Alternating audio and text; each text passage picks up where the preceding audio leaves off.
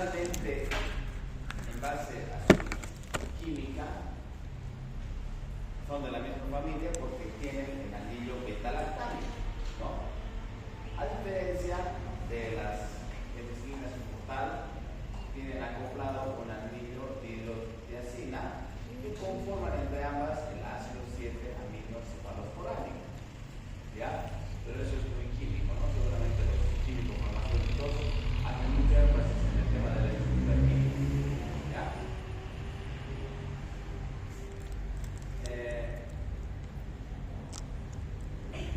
Deriva de un hongo que es el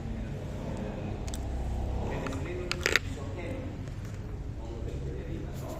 Otro estudio, hemos dicho que ha sido Alexander Fleming el que ha descubierto el honguito Penicillium rotatum, ¿no ves? La penicilina. Y la cefalosporina proviene del hongo Cephalosporinum.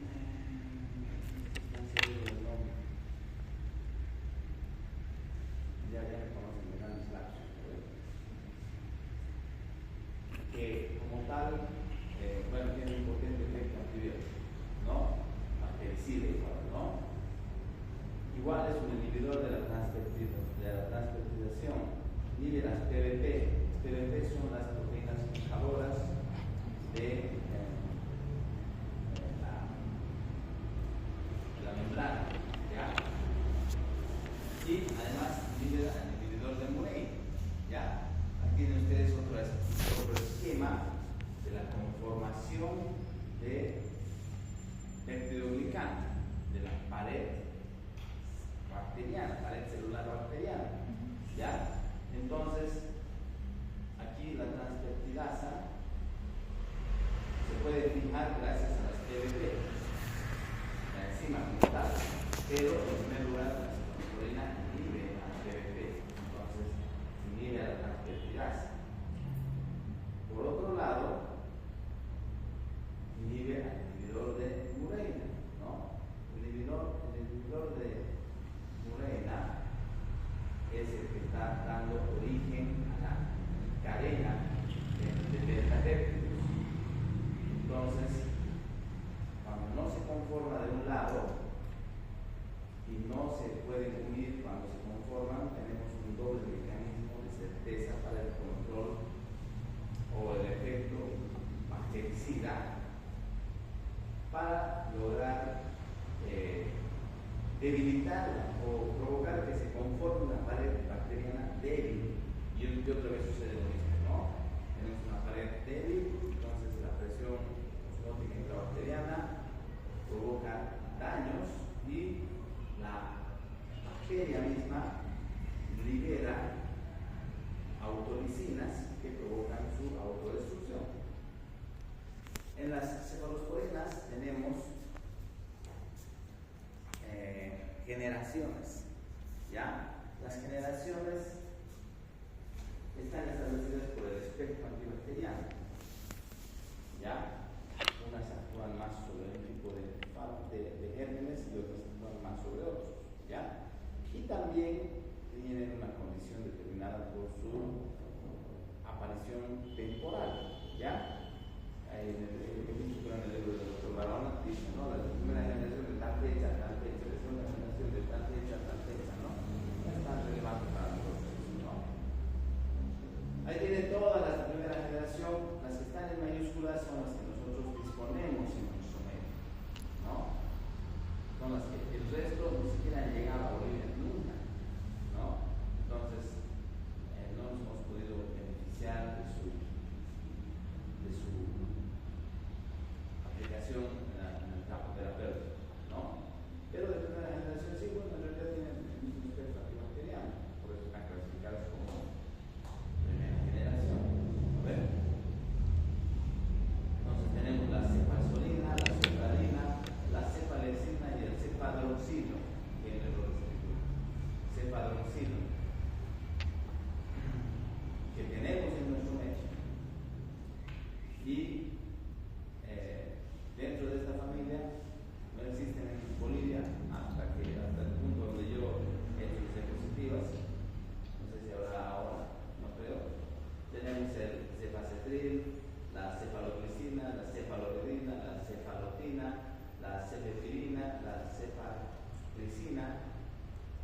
párrafos, ¿no?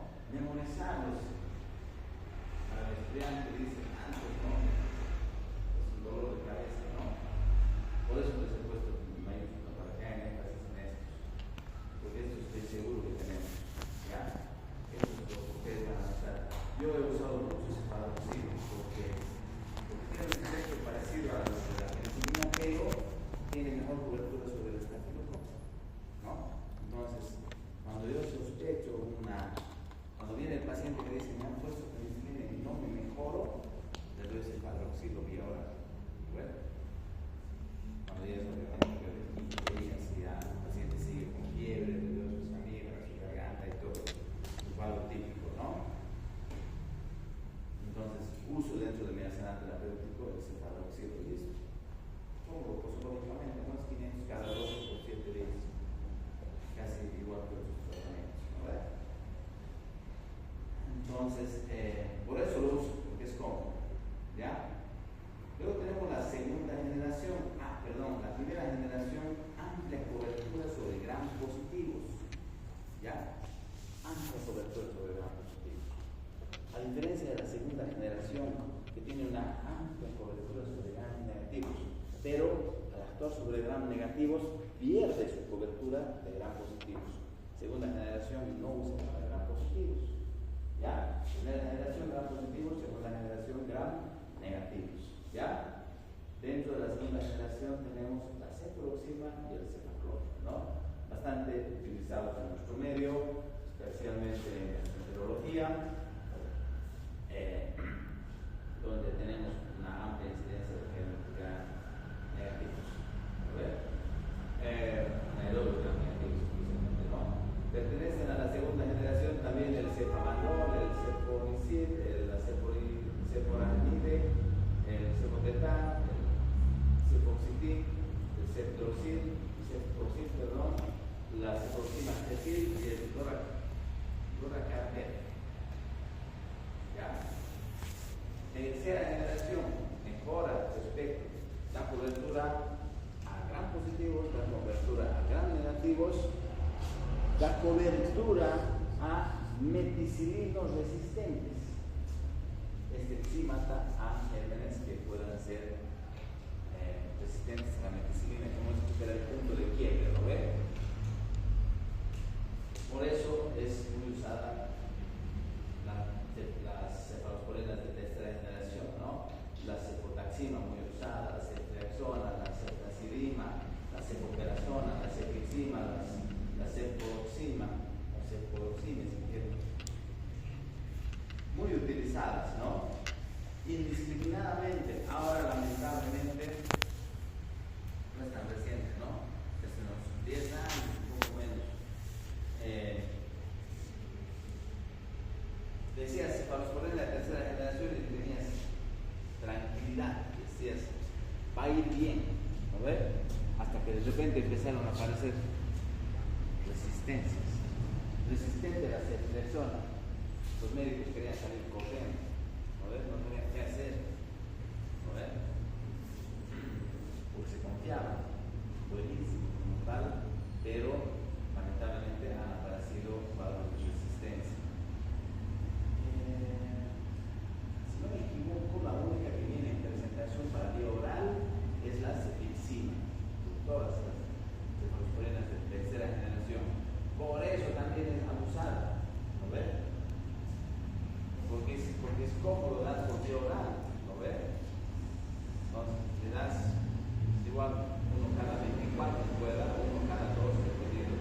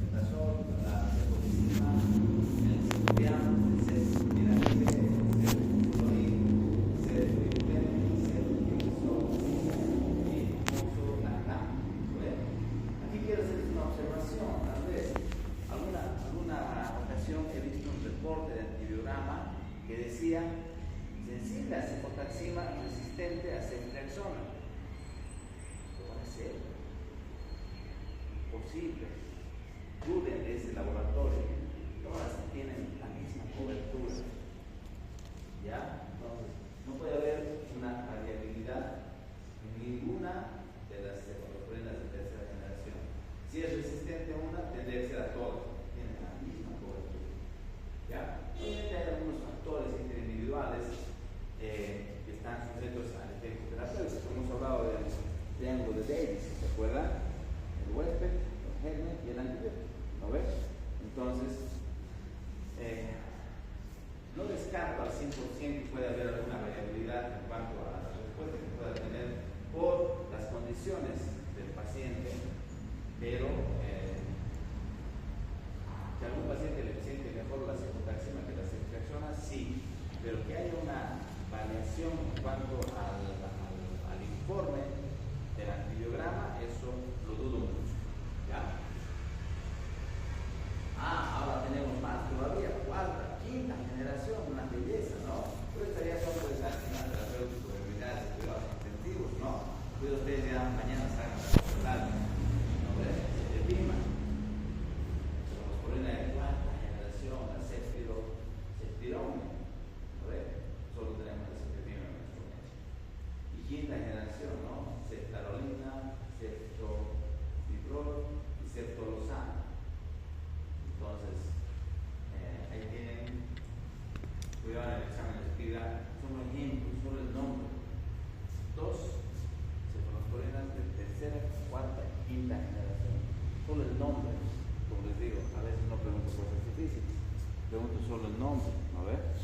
No le estoy pidiendo su farmacocinética, su espectro, solo el nombre, y a veces no su respuesta. ¿No ves? Una cosa que me va a producir. ¿Qué? La cosa que me va a producir. ¿Qué más sería que sí? Sí, solo estas dos. Y solo tenemos la cefepima en política. Y eso es lo que nos interesa, el espectro antibacteriano. El espectro antibacteriano que tiene estos fármacos que se han vuelto muy útiles, tienen mejor acción, especialmente sobre el estafilococo. Hemos dicho que tienen gran cobertura sobre gram positivos. No descarto su acción sobre algunos gram negativos, E. coli, Klebsiella, Proteus, algunos anaerobios, Pasteurella, Shigella, Salmonella, bueno, los comunes, ¿no? Pero cuando hablamos de gram negativos son mejores las de segunda generación. Ya vean, no hay acción sobre primera generación.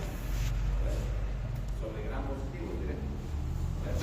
Segunda generación no tienen acción sobre gram positivos. Orianela, Proteus, Vulgaris, Citrobacter, Providencia, Bacteroides, Fragiltis, Serratia marcenses, Enterobacterias, Haemophilus. Esta es una gran lista, pero todos se pueden gram negativo. Ahí es donde nosotros vamos a beneficiarnos con las de segunda generación. Tercera generación, todo lo de primera, todo lo de segunda, más la obviada, la innombrable pseudomonas. ¿No ves? Y también sobre algunos cuerpos, sobre todo que se tuvo que se ¿no ves? Cuarta generación, E. coli, pero cepas que han desarrollado mecanismos de resistencia. Hemos dicho que el E. coli es una bacteria que muta con gran velocidad y eso le da la posibilidad de encontrar mecanismos de resistencia, Klebsiella, Proteus, Enterobacter, Pseudomonas, ¿no? Cuarta generación. Muy buenas para el control de infecciones por Pseudomonas. Eso me da cuenta porque tengo tanto odio hacia la Pseudomonas, pero se me da cuenta más cuando hagan más siquiera al año, ¿no ves? Ahí se me da cuenta la incidencia de atrocidades que causa este género, ¿no? Y el miedo que le tienen los que tienen más actividad hospitalaria, ¿no? Cocos gram positivos, estrepto y estafilococo meticilino sensible, no el meticilino resistente. Y la quinta generación sí actúa sobre el meticilino resistente dentro de los gram positivos, es novedad. Y actúa sobre los gram negativos, excepto los que han desarrollado mecanismos de resistencia diversos que ya se han vuelto, por así decir, inmortales. Esos ya no matan con nada, ¿no? Aquí incinerar ese cuerpo cuando muere el paciente. A ver, no, esos pacientes no sobreviven, no. Son los beta-lactamasa de espectro extensivo. A ver, ya tienen mecanismos de resistencia diversos. A ver, con nada los puedes matar, ¿no? Lamentablemente tiene mal pronóstico cuando sale este tipo de reporte en el antiviral. A ver, igual un resumen lo más posible para su uso. Casi todos tienen por vía oral, primera generación, parenteral, tercera generación. Las enzimas les decía que vienen por vía oral, alto en las proteínas, sensibilidad plasmática, eliminación renal. Entonces, de aquí tal vez valdría la pena mencionar, por ejemplo, la cefalotina.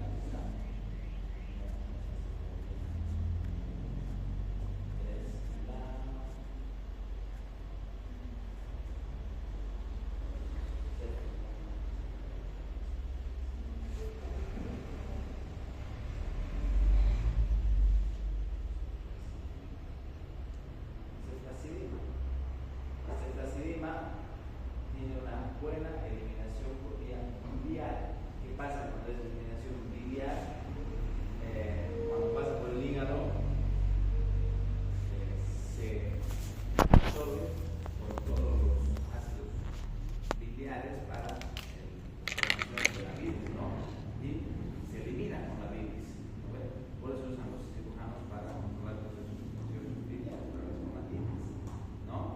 Y además, cuando se elimina el intestino, termina eliminándose por vía rectal, pero se ha absorbido, el hígado, ustedes saben que es un filtro, ¿no? Entre el aparato digestivo y la circulación, es un puente, yo diría, un filtro, ¿no? Que está permitiendo que todo lo que sale del intestino, al paso por el hígado, se vuelva una sustancia aprovechable para que pase al aparato circulatorio y de ahí se distribuya a todo el organismo, ¿no? Entonces, lo que hace este tipo de antibióticos es, en su circulación, en su paso por el hígado, forman parte de los componentes de la bilis, y cuando se elimina por bilis, ejercen un potente efecto a nivel de las cefalosporinas no están exentas de efectos colaterales, pueden provocar reacciones de hipersensibilidad, pueden ser reacciones locales, pueden provocar trastornos digestivos, dolor en el sitio de administración, inflamación de las venitas, reacción disulfirámica o antabús, que ya le hemos mencionado, especialmente con cefamantol o cefaperazona, son nefrotóxicas, ¿no? Especialmente la cefalodivina y la cefalotina pueden provocar cuadros de necrosis tubular aguda. Hay que tener cuidado de pacientes que tengan antecedentes de patología renal previa, ¿ya? Obviamente hay que también cuidar la dosis en estos pacientes usando estos antibióticos para evitar desencadenarla como tal nosotros un daño renal, ¿no?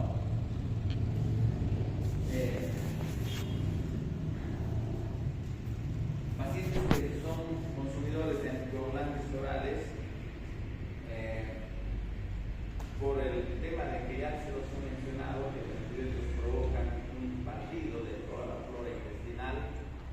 ¿Quién produce la vitamina K en el intestino? Son bacterias, ¿no es cierto? Y si tú las matas a todas las bacterias, no va a haber quien produzca vitamina K y vas a provocar un desequilibrio entre factores proagregantes o procoagulantes, si quieren, factores anticoagulantes. ¿No ves? Entonces puede provocar déficit de vitamina K que puede repercutir en pacientes que están previamente anticoagulados, ¿ya? Especialmente con cefoperazona y cefamantol, ¿no? Alteraciones hematológicas, leucopenia, neutropenia, trombocitopenia, superinfestación, les he dicho, siempre va a haber el riesgo de que exista de por medio un germen resistente, no importa que sea una cefalosporina de segunda, tercera, de cuarta generación, ¿no? siempre va a haber el riesgo.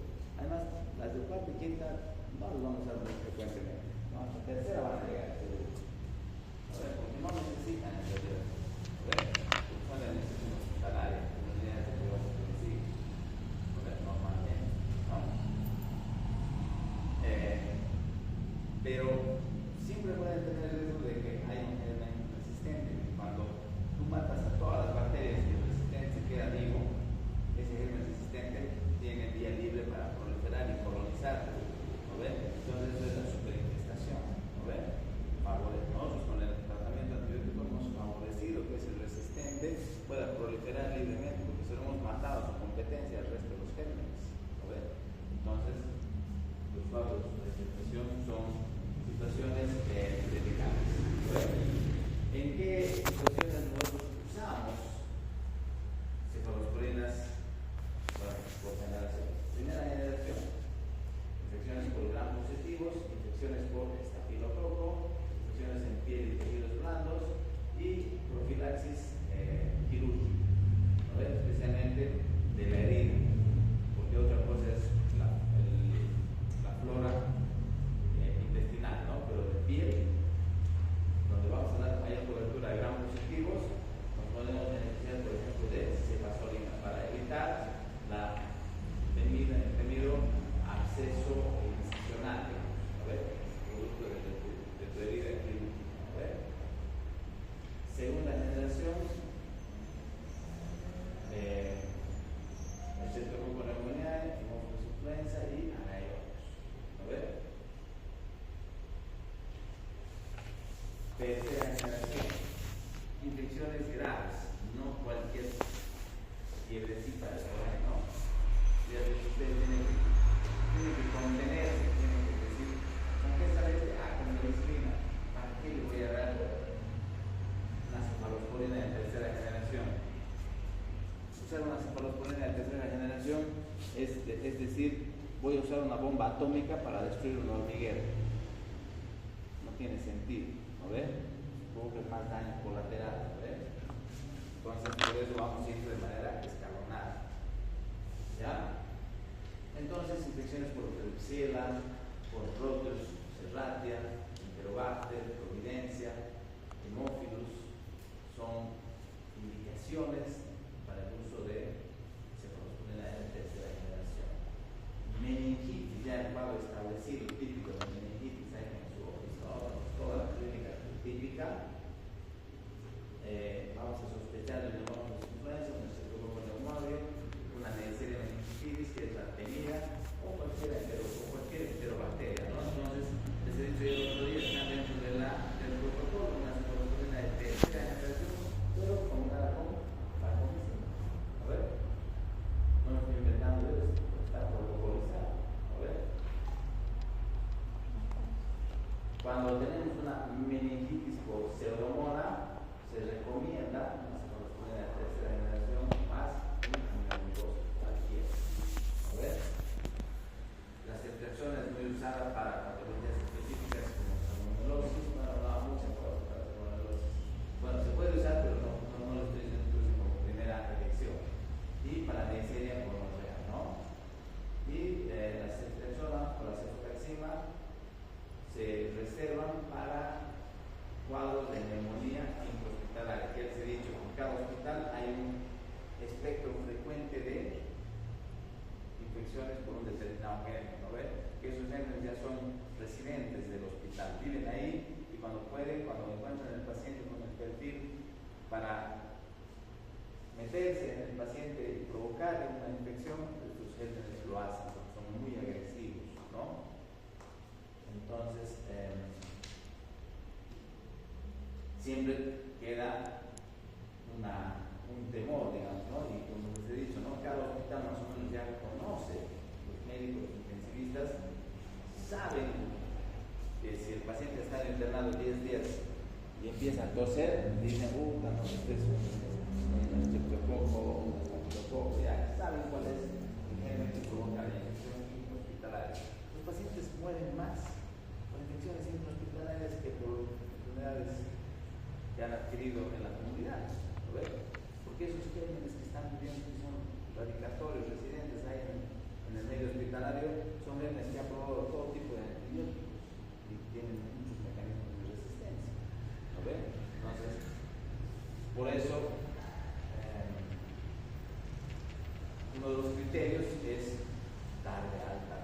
obviamente cuanto antes sea posible, porque cuanto más tiempo tengas en el hospital, más riesgo te expones a que el paciente se agarre una infección hospitalaria. ¿No ves? Entonces, internaciones cortas, 3-4 días. ¿No ves? Si lo haces quedar a tu paciente innecesariamente, o algunos, digamos, por cobrar, digamos, 1,000 pesos por día de internación, mejor si no tengo 10 días. ¿No? Entonces, lo estás exponiendo a tu paciente, ¿no? Entonces, cuidado con eso, ¿no? Gonorrea, infecciones intestinales, son parte de la... gonorrea, y esto es un útero. Es un útero que tiene una uretritis, ¿no? Por gonorrea. La gonorrea es una de las principales infecciones para cefalosporinas de tercera generación. La neumonía, la prostatitis, la uretritis. ¿Ves? Ustedes saben que las bacterias pueden ascender por la uretra y provocar cuadros de cistitis o cistitis. ¿No ves? Las neumonías son nuestras grandes enemigas. ¿No ves? Un pequeño resumen también de la dosificación en adultos, en niños y el intervalo de horas en el cual se administra. ¿No ves? Les decía, cefixima cada 12 o cada 24, dependiendo del cuadro. ¿Ya? Si es un cuadro, ustedes creen que está con síntomas muy intensos, le doy cada 12. ¿No ves? Necesito mantener niveles más elevados todo el tiempo. ¿No ves? Pero bueno, si es un cuadro que no está tan intenso, pero tiene antecedentes de resistencia a la penicilina, le doy cada 24. ¿No? Nuevamente le estoy dando la cefixima por antecedentes de resistencia. Ahora sí no me iría directo con cefixima. Si me viene con antecedentes de resistencia a la penicilina y si quiero usar, o puedo ir un macrólida en realidad, ¿no? Pero puedo usar de primera generación, sería más correcto, un cefadroxil. ¿No ves? Y después recién me voy tal vez a un aminoglucosa, no, a un macrólida. Y después recién puedo irme a una cefalosporina de tercera generación. No hay un protocolo. No hay quien les diga, vas a dar primero esto, después esto, ¿no? Es criterio clínico. Además que, ya, vamos por algo común y corriente, a lo que se van a enfrentar, ¿no ven? Un proceso respiratorio de vía aérea superior, ¿no ven? Una laringitis, una laringotraqueitis, lo que sea, ¿no ven? Hacen un esquema, como hemos dicho, basado en protocolos, basado en estadísticas que nos dan una presencia significativa de streptococcus al cual sabemos que la penicilina es útil, ¿no ve? Entonces le damos un esquema con penicilina, hemos hablado del triatén, ¿no ve? Le podemos dar la combinación de procánica, sódica, procánica y benzatina, ¿no ve? Le damos una dosis y con eso le damos cobertura por 30 días, ¿no ve? Genial. Pero el paciente no mejora, ¿no ve? Entonces, en la primera consulta no hemos hecho toma de muestra, no hemos hecho, ¿por qué? Porque todos pensamos que la podemos manejar, en realidad sí se puede. Yo creo que 999 pacientes de 1000 van a salir y uno puede salir con algún tipo de resistencia, ¿no? Pero ya cuando tengan una sospecha de resistencia, ahí respiran hisopado faríngeo con cultivo y antibiograma, ¿no ves? Ahí ya tienen que pedir. Cuando ya el paciente ya les viene con un antecedente claro, pero hasta que salga el reporte tenemos que iniciar el tratamiento. Le podríamos dar un cefadroxil. Podríamos, porque no podemos dejarlo sin cobertura, ¿no? Antibacteriana. Hemos visto que la penicilina no es efectiva. Lo podríamos dar. Pero puede venir aquí mi amigo y puede decirme, doctor, yo no quiero usar un cefadroxil, quiero usar acitro. Genial. Lo aplaudo. ¿No ves? Está bien. ¿No ves? Pero es su criterio. ¿No ves? Es su criterio. Ahora, otra cosa es en cuanto al manejo de pacientes hospitalizados. ¿No ves?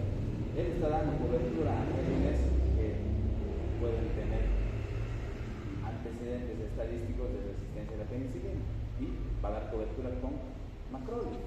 está bien. Yo puedo dar cobertura con los problemas de la tercera generación, ese es el criterio, ¿no ve? Él está actuando bien, yo estoy actuando bien, ¿no ve? Pero esto es un paciente ambulatorio, ¿no ve? Y eso también tienen que diferenciarlo. Porque ya les he dicho, cuando ustedes vayan al hospital, lamento decirles que su criterio no vale nada. Su criterio va a valer mucho, pero para que hagan una intervención oportuna, porque normalmente en los hospitales todo está protocolizado. Primero esto, después esto, después esto. Mucho más un paciente internado, mucho más en terapia intensiva, mucho más un paciente con alguna comorbilidad, ¿no? Entonces, ahí ustedes tienen que basarse en protocolos, ¿no? Todo ya sí está estandarizado, ¿no? Entonces va a ser mejor que sean protocolizados, porque ya les he dicho también, creo, porque no vaya a ser que su paciente se complique y después venga otro médico o venga el abogado y le diga: usted, doctor, ¿por qué ha tomado esta decisión si el protocolo dice otra cosa? Entonces usted es responsable del fracaso y de la muerte de este paciente. Les pueden meter un juicio por no seguir el protocolo, ¿no? Entonces, ojo con estas recomendaciones, ¿no? Y bueno, la dosificación se la memorizan. Normalmente lo pregunto en los exámenes, porque yo pienso que hacerles memorizar esto en este momento, les aseguro, les apuesto, no les aseguro, les apuesto una parrillada que hasta que lleguen al internado se van a olvidar. ¿No ven? ¿Quién quiere apostar?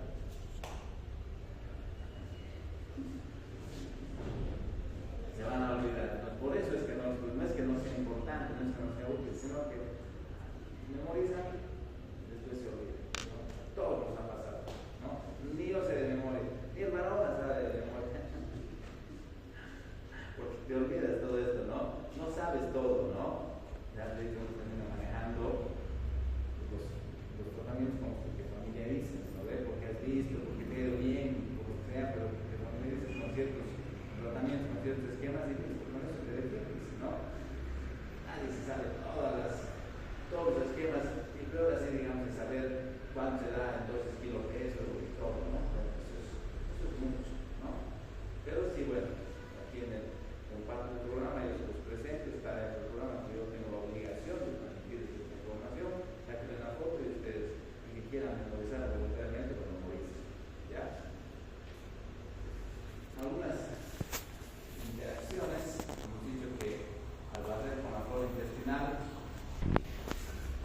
pacientes anticoagulados, pacientes que reciben vitamina K pueden tener alteraciones en su absorción. Combinar con diuréticos pueden aumentar la nefrotoxicidad. Hay un importante sinergismo combinando cefalosporinas con aminoglucósidos, que ya vamos a ver un poquito. Y combinada con tetraciklina o clorafenicol puede haber un antagonismo, ¿ya? ¿Por qué? Porque estas bacterias, estos fármacos son bacteriostáticos. ¿Okay? ¿Qué necesita un antibiótico bactericida tóxico? Que las bacterias estén en pleno proceso de replicación, pues. Si no se multiplican, ¿a quién van a matar? ¿No ven? Entonces, por eso no se recomienda mucho combinar con bacteriostáticos. ¿No ven? ¿Qué hora es? Vayan más, no vamos a acabar, se va a quedar así. Si me olvido de la lactamasa, ya conocen. A ver, vamos haciendo casos clínicos. ¿Qué es esto?